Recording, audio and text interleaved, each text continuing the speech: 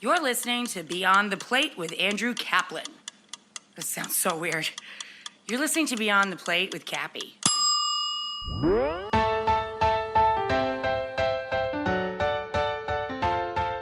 Hey everyone, this is Kappy, and you're listening to Just the Plate, a production of Beyond the Plate. Just the Plate is a short segment where chefs describe a recipe, sharing insider tips and tricks on what makes this their favorite dish.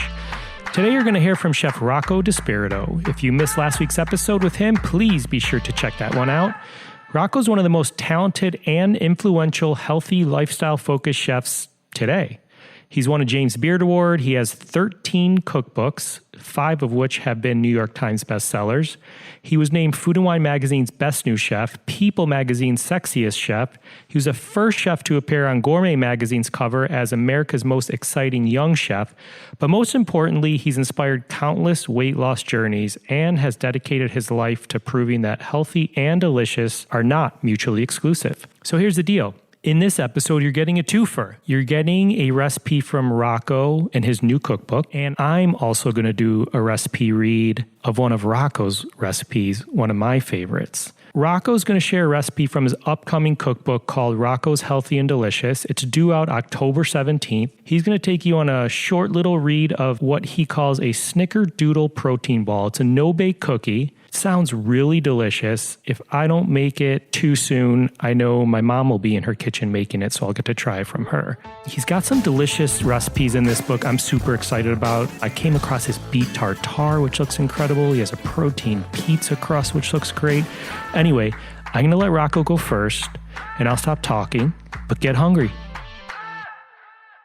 Hey everybody, this is Rocco DiSpirito, and I am going to read through a recipe from my new book, Rocco's Healthy and Delicious, more than 200 plant-based foods for everyday life. So there are a lot of favorites, but one of my favorites and easiest is something called Snickerdoodle Protein Balls. This is a recipe for 4 servings. The prep time is 10 minutes, and guess what? There is no cook time because these do not require cooking. The ingredients are 1/4 cup of coconut flour. This is straight up coconut flour. Organic would be preferred. Next is 1 scoop of protein powder. I like to use my own, but of course you can use whatever protein powder you like. 1 teaspoon of ground cinnamon, 1/2 cup of water, 1 tablespoon of a non-nutritive sweetener like monk fruit, or I like to use swerve also, and stevia. Now what you do is, this is real hard guys by the way, so here's under the method. It says, in a small bowl, toss together the coconut flour, protein powder, and 1/2 teaspoon of the cinnamon. Pour the water and mix it well. Form into 8 balls. Number 2, in second bowl, mix the remaining teaspoon of cinnamon with the sweetener and roll each ball to coat. That's it.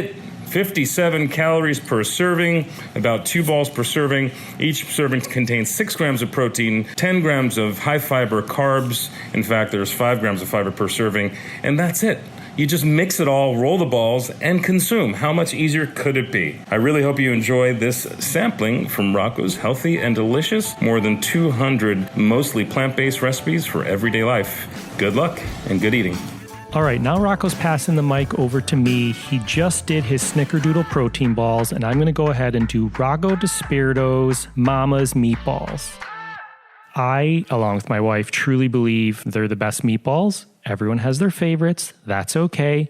These are mine.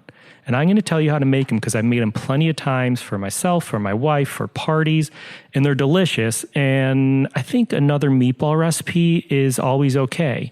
This one's pretty interesting because it has a mixture that gets blended in a food processor or blender and added to the ground meat mix. But I'll walk you through it. They're very delicious. Feel free to tweak and adjust seasonings as you see fit, as you should with all recipes. Use them merely as a guide. So basically this recipe starts out with about 1/3 cup of chicken stock. If you have vegetable stock, that's okay. Chicken stock has some great flavor. You use about 1/4 of a yellow onion, 1 clove of garlic. Please use a clove of garlic. Crack it from its skin. Don't use the stuff in a jar. It's really not as good. This calls for the meatball trifecta, which is 1/2 pound of ground beef, 1/2 pound of ground pork, and 1/2 pound of ground veal. It also has 1/3 cup of plain breadcrumbs. These are plain, regular, fine breadcrumbs. He doesn't use panko, regular breadcrumbs, not the ones with Italian seasonings in them, just plain. 2 eggs. I use large eggs, which I think are standard size. 1/4 cup of Parmigiano Reggiano grated. When this says grated, not the shredded strands of it, like the fine grated stuff. And grate it yourself. If not, you could get already grated stuff in the store, which is okay. A teaspoon of crushed red pepper flakes. If you don't like spice, you could omit these. If you do like spice, add it in or add a little more. Not all red pepper flakes are created equal, so some may give off a little more spice. This calls for a 1/4 cup of Italian flat leaf parsley chopped fine. That's not the curly stuff, it's the flat leaf parsley. 1 tablespoon of salt. And this has 3 to 6 cups of Mama's marinara sauce. You could look up Rocco DiSpirito's Mama's marinara, or you can make your own marinara.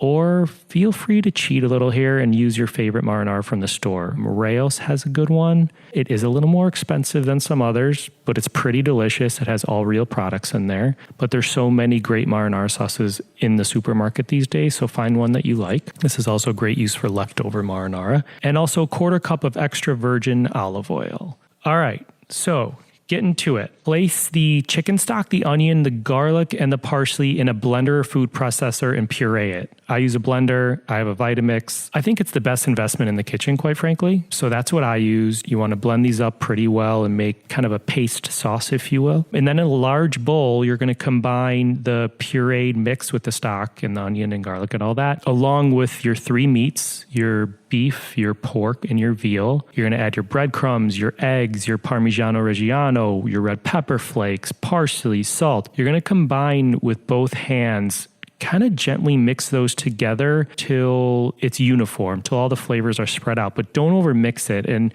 you'll hear this a lot when making hamburgers or meatballs or meatloaf. When you overmix it, the heat in your hands tends to melt the fat in the beef, and you kind of want it to stay in the form that it's in. So don't overmix it, kind of keep it in its true form. Mix until it's just incorporated. And then you're going to put a little olive oil on your hands, this recipe says, and form the mixture into balls a little larger than golf balls. They should be about a 1/4 cup each, but if you prefer them a little bigger or a little smaller, this only affects the browning time when that process comes. A little tip here, if you want to use a 1/4 cup measure, take a 1/4 cup measure and spray it with cooking spray and then scoop it, and it will allow the meat to come out easier. And then roll it into balls and put it on a tray and set it aside. Then you're going to put about a 1/2 inch worth of extra virgin olive oil into a straight-sided skillet, about 10 inches wide. That's a saute pan or a skillet, and heat it over medium-high flame. 10 inches, think of like a small omelet pan is about 8 inches. This is the next size up.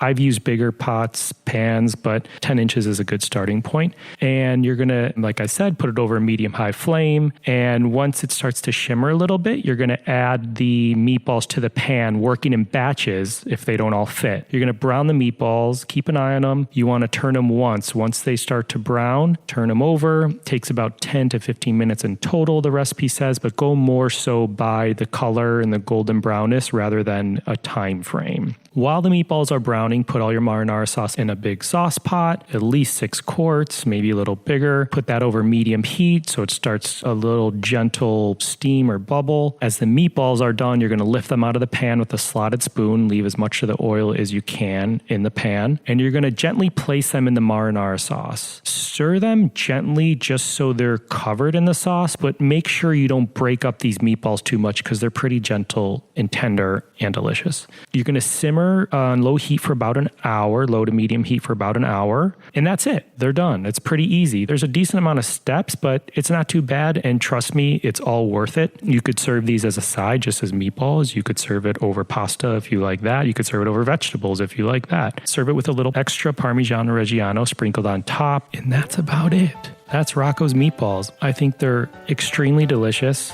And again, my wife and I both agree that they're the best meatballs. So thank you for listening to this recipe of Rocco's Mama's Meatballs. Enjoy. Find more on Rocco DiSpirito at roccodispirito.com. This episode was produced by Ian Cohen, Joe Yeaton, and myself. You can find me and keep up to date with this podcast across all social media platforms at On Kappy's Plate or go to beyondtheplatepodcast.com. Please rate, review, and subscribe to this podcast on your listening site of choice. Thank you for listening to Just the Plate, a production of Beyond the Plate. I'm Kappy.